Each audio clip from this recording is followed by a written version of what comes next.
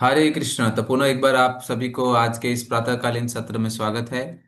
कृष्ण स्वागतम सीरीज, जिसमें भगवान को हम हमारे हृदय में स्वागत कर रहे हैं, हमारे जीवन में स्वागत करने जा रहे हैं।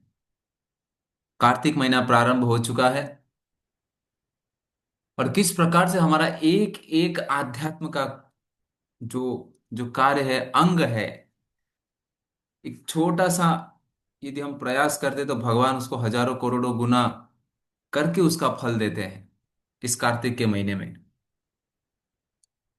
इसके लिए लापरवाही जितना हो उतना कम करे तो अच्छा है। विशेष करके यहाँ पर देखने जाएंगे जो श्रीमद् भागवतम के जो कथाएं हैं, वो प्रमुख रूप से हमारे जीवन के लिए बहुत बहुत बहुत महत्वपूर्ण है। सुखदेव गोस्वामी परीक्षित महाराज को जब ये भागवतम कह रहे थे, 7 दिन 7 रात परीक्षित महाराज न खाए न सोए, और समय समय पर सुखदेव गोस्वामी एक शिक्षक होने के नाते, एक टीचर होने के नाते समय समय पर परीक्षा भी करते थे, कहीं कहीं सो तो नहीं रहे और पूछ भी रहे थे, कहीं नींद तो नहीं आ रही आपको, कहीं प्यास तो नहीं लग रही है, कहीं भूख तो नहीं लग रही है। ऐसे ही एक दृष्टांत में, जब 5वें स्कंद के अंतिम पड़ाव में जब सुखदेव गोस्वामी ने विस्तार रूप में नरक लोकों की वर्णन की, जिसमें 28 प्रकार के नरक के वर्णन किए कि ऐसे ऐसे कोई करता है तो यहां जाता है, ऐसे कोई करता है तो यहां जाता है। और परीक्षित महाराज इतने भयभीत हो गए, इतने व्याकुल हो गए, बोले कि इसमें से निकलने का रास्ता क्या है गुरुदेव? हे सुखदेव गोस्वामी, इसमें से निकलने का रास्ता क्या है? सुखदेव गोस्वामी के मन में थोड़ा सा विचार आया कि चलो परीक्षा लिया जाए, लेकिन बताया नहीं उन्होंने आपका परीक्षा है करके। उन्होंने क्या बताया? परीक्षित महाराज, हे राजा, इसमें से निकलने का सरल उपाय। बोले क्या? बोले कि कर्मकांड करो और इसमें से निकल जाओगे, है कि नहीं? कोई यदि आपको यदि यदि कोई यदि पाप पाप कार्य होता है तो उसको क्या करना है? उसके लिए थोड़ा सा पुण्य कार्य कर लो और हो गया। परीक्षित महाराज कहते हैं, बोले नहीं, ये कर्म कांड से कुछ नहीं होगा। बोले क्यों? क्वचिन निवर्तते भद्रात् क्वचित चरति तत्पुनः प्रायश्चित्तम मथोपार्थम मन्ये कुंजर शौचवत्। क्वचिन निवर्तते भद्रात् क्वचित चरति तत्पुनः। बोले क्या? बोले ये कर्म कांड जो है, ये एक हाथी के स्नान के समान है। हाथी क्या करता है?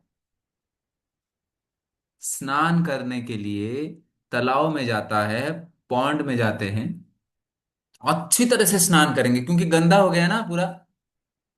अच्छी तरह से स्नान करेंगे और अच्छी तरह से स्नान करने के पश्चात फिर बाहर आएंगे, और जो मिट्टी जो है ना अच्छी तरह से वो मिट्टी चुन चुन के फिर से शरीर में डालेंगे। बोलेंगे ये कर्मकांड कैसा है? बोले पाप तो करेंगे, उसके पास जाके मंदिर में जाके भगवान को प्रार्थना करेंगे, बोले हे हे नाथ, मेरा पूरा ये पाप धुलवा दो। पूरा ऐसे अश्रु बहाएंगे पूरा नेत्रों से, जैसे कि ऐसे पता चले कि इस व्यक्ति से शुद्ध और कोई भी नहीं है वह है ना, सोमवार से लेके शनिवार पाप करेंगे, फिर रविवार को जाके बोलेंगे हे फादर, प्लीज फॉरगिव मी और फिर सोमवार को आके फिर से नया बैंक अकाउंट खालू चालू हो जाएगा नया बैंक अकाउंट फिर से चालू कर देंगे। तो क्या फादर हमारा बैंक अकाउंट खाली करने के लिए बैठे हैं क्या? और उनको और कुछ काम धंधा नहीं है? बोले ऐसे ऐसे कार्य का कोई फायदा नहीं, हाथी के स्नान के समान है। मन्ये कुंजर शौचवत, इसमें कुछ भी काम, ये कर्मकांड वाला जो जो मार्ग है, जिसमें यज्ञ करो फिर पाप करो, थोड़ा सा पुण्य करो फिर पाप करो, उससे क्या होगा? उससे कुछ फायदा नहीं है। ऐसे कर्मकांड से प्रायश्चित नहीं होगा। बोले क्या? बोले तो ज्ञान कांड कर लो, उसमें हो जाएगा। थोड़ा सा ज्ञान प्राप्त कर लो, शरीर नहीं आत्मा, थोड़ा तपस्या कर लो, थोड़ा वन में जाकर थोड़ा थोड़ा सा है कि नहीं, 2 4 साल 10 साल तपस्या कर लो। परीक्षित महाराज ने कहा ये ज्ञान मार्ग वाला भी कोई फायदा नहीं। बोले क्या है, इसमें तपस्या करने के माध्यम से, मान लीजिए, मान लीजिए कोई व्यक्ति कोई पता चलता है कि वो व्यक्ति टीवी सीरियल देखने से बहुत परेशान है, बहुत समय नष्ट हो जाता है, तो बोले टीवी को फेंक दो जाकर, मार जाकर कचरे के डब्बे में। बोले टीवी को कचरे के डब्बे में फेंकने से कुछ नहीं होगा।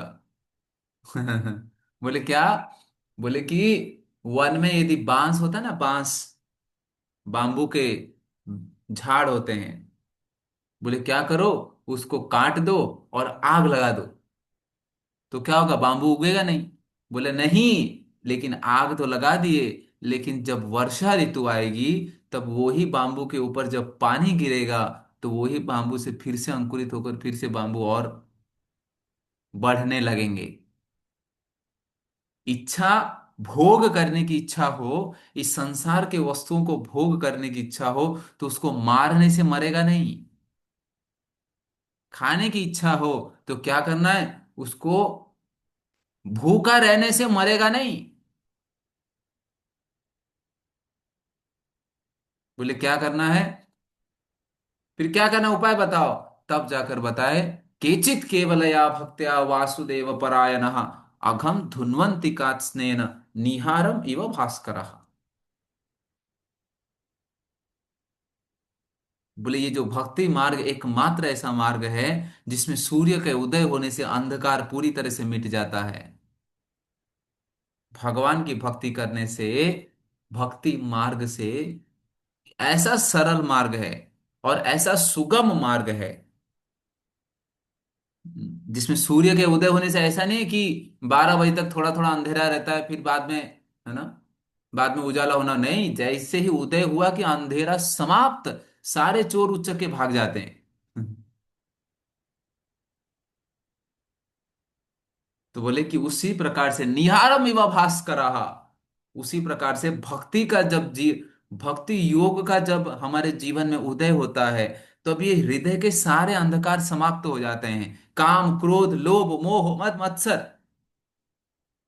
दूसरों के प्रति ईर्ष्या, हाँ, प्रजल्प करना, ये सारे चीज धीरे धीरे धीरे धीरे पूरी तरह से समाप्त हो जाते हैं। और बोले खाना है, तो अभी खाने की प्रवृत्ति को मार तो नहीं सकते। बोले क्या करना है, बोले भोग लगाकर भगवान को खाना, भगवान का प्रसाद खाना। और कितना खाना है, बोले जितना खाना है खाओ, भरपेट खाओ, 2 बार 4 बार 10 बार जितना खाना है खाओ, लेकिन प्रसाद खाओ। उसी प्रकार से घूमने जाना है, तो घूमने जाना तो कोई रिसोर्ट में ना घूमने जाते हुए भगवान के धाम में दर्शन करने जाओ। किसी पार्टी में जाने से अच्छा भगवान के और भक्तों के संग में आकर कथा श्रवण करो। और जब परीक्षित महाराज ने जब ऐसे उत्तर दिया, तब जाकर सुखदेव गोस्वामी को पता चला, यानी कि वैसे तो सुखदेव गोस्वामी को तो पता ही था, लेकिन हम सबके लिए ये संदेश दे रहे थे कि किस प्रकार से श्रोता हमेशा सतर्क होना चाहिए, हमेशा आतुरता होना चाहिए सुनने के लिए। और कभी कभी ऐसे होता है ना कि अरे, कोई टीचर होता है कि मैंने जो बताया वो समझा कि नहीं, समझा कि नहीं वो भी तो पता होना चाहिए। तो उसकी भी परीक्षा हो गई। तब जाकर सुखदेव गोस्वामी ने विस्तार में अजामिल की कथा बताई, जिसमें बहुत सुंदर किस प्रकार से एक नाम के माध्यम से घर के अंदर एक बच्चे को नारायण नाम रखने से किस प्रकार से उनका उद्धार हो जाता है।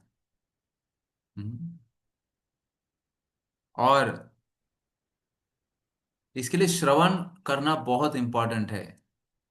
जैसे मैंने लिंक दिया था ना आप सभी को, हाँ, भागवतम का, भागवत श्रवण का एक लिंक मैंने दिया था, उस किसी ना किसी माध्यम से, हम तो परीक्षित महाराज के जैसा एक जगह बैठ नहीं पाएंगे, तो कम से कम किसी ना किसी माध्यम से, चाहे चाहे माताएं भोजन बनाते समय हो, चाहे कोई घर का कार्य करते समय हो, चाहे चाहे प्रभु जी लोग कहीं कहीं प्रवास करते समय हो, बस में, ट्रेन में, कहीं भी, हाँ, या कोई भी कार्य ऐसे हो जो आप फिजिकली करते हो लेकिन कान आपका खुला है, कुछ तो सुन सकते हैं।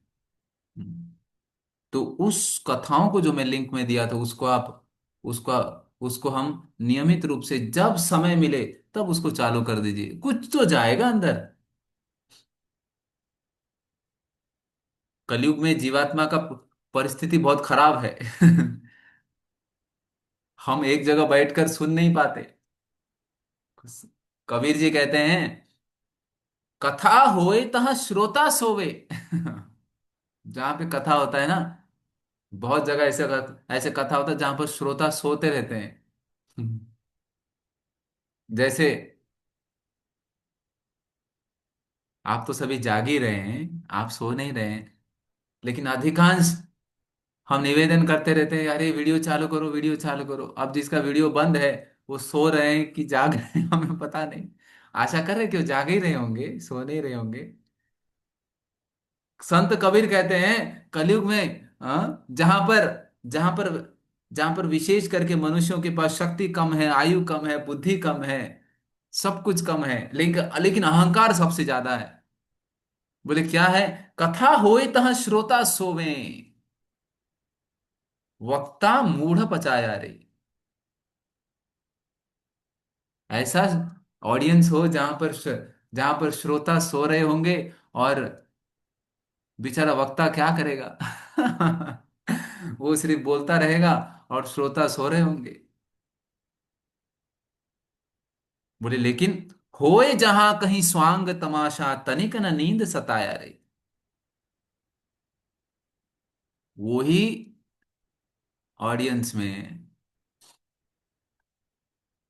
यदि कहीं सर्कस देखने जाते हैं ना, सर्कस देखने जाते हैं, तमाशा देखने जाते हैं, तो वहां पे नींद नहीं आती। होए जहां कहीं स्वांग तमाशा, सर्कस देखने जाते तो नींद आती है क्या? नहीं आती है, नींद नहीं आती है। वहां पर टकटकी लगाकर देखते हैं वहां पर,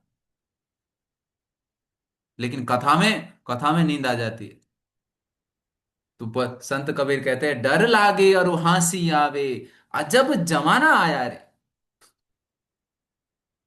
सर्कस देखने में नींद आती है, नींद नहीं आती है, लेकिन कथा में नींद नहीं आती है। उल्टी चाल चली दुनिया में, ताते जी घबराया रे। कहत कबीर सुनो भाई साधु, हरि चरणन चित न लगाया रे। हरि के चरणों में जो चित्त को लगाना एकमात्र इस मनुष्य जन्म का लक्ष्य है। बारंबार बारंबार बारंबार सुनने के पश्चात तब जाकर ये मन को ये निश्चय होगा कि मुझे भगवत धाम जाना है। लोग बोलते हैं, अरे क्या ये भगवत धाम, ये बार बार सुनना है, बार बार सुनना है, पता चल गया ना भगवान है करके। भगवान को बोलते, तुम ही मेरे स्वामी हो, तुम ही माता, तुम ही पिता, तुम्हें वो बंधु सखा, तुम्हें। ये बार बार क्यों बोलना है? अरे बार बार बोलने से ही तो स्मरण होगा। एक लवर अपने, क्या बोलते, गर्लफ्रेंड हो या तो गर्लफ्रेंड बॉयफ्रेंड, बॉयफ्रेंड गर्लफ्रेंड, बार बार बोलते ना, I love you, I love you, I love you. अरे एक बार आई लव यू बोल दिया बस हो गया। बार बार आई लव यू नहीं, एक बार मिस हो गया तो बोले, अरे क्या मुझे प्रेम नहीं करते आप? अरे बोल दिया ना एक बार प्रेम करते, नहीं नहीं, लेकिन बार बार बोलते आई लव यू, मैं आपसे प्रेम करता हूँ, प्रेम करता हूं। भगवान को उसी प्रकार से नित्य निरंतर प्रार्थना करना चाहिए। भक्ति के अंगों में थोड़ा थोड़ा करके सीरियसनेस लाना चाहिए। तब जाकर देखिए ये जो यात्रा है कितना सुगम होता है। भगवान को कितना सरलता से हम स्वागत कर पाते हैं। इस प्रकार से कर्म कर्म कांड, ज्ञान कांड और भक्ति मार्ग, इनमें परीक्षित महाराज बताते हैं कि भक्ति मार्ग जो है ये सबसे सरल मार्ग है, और विशेष करके कलयुग में हम सबके लिए ये बहुत सुगम मार्ग है जिसमें नाम संकीर्तन के माध्यम से, नाम उच्चारण के माध्यम से चैतन्य महाप्रभु ने विशेष कृपा किया है, जिसको हम प्रतिदिन प्रातःकालीन समय में उठकर या दिन भर में जब भी समय मिले, इसको नियमित रूप से, जिन्होंने भी जप प्रारंभ किया है, माला प्रारंभ किया है, कम से कम इसको निश्चय कर लें कि कम से कम मुझे 4 माला तो अगला 2 महीना करना है। और फिर हर 2 महीने में माला को बढ़ाएं, हर 2 महीने में, 3 महीने में माला को डबल करें, 4 का 8, 8 का 16। उसी प्रकार से 1 साल के अंतराल में एक रोड मैप सेट करना चाहिए कि हमें कम से कम 2026 अक्टूबर तक, दीपावली 2026 तक मेरा 16 राउंड होना चाहिए। ऐसा जब हम टारगेट करके रखेंगे तब जाकर ये व्यवसाय में वृद्धि होगी, ये बिजनेस में बढ़ोतरी होगी। नहीं तो सारे बिजनेस आगे बढ़ जाएंगे और आगे जाके बहुत बड़ा एक क्या बोलते, कुआं रहेगा, उसके अंदर सब गिरेगा। लेकिन ये जो बिजनेस है, ये जो व्यवसाय है, ये वृद्धि होगी, और वृद्धि होते होते उस गोलोक वृंदावन धाम जाकर भगवान के चरणों में जाकर पहुंचेगी। हरे कृष्णा।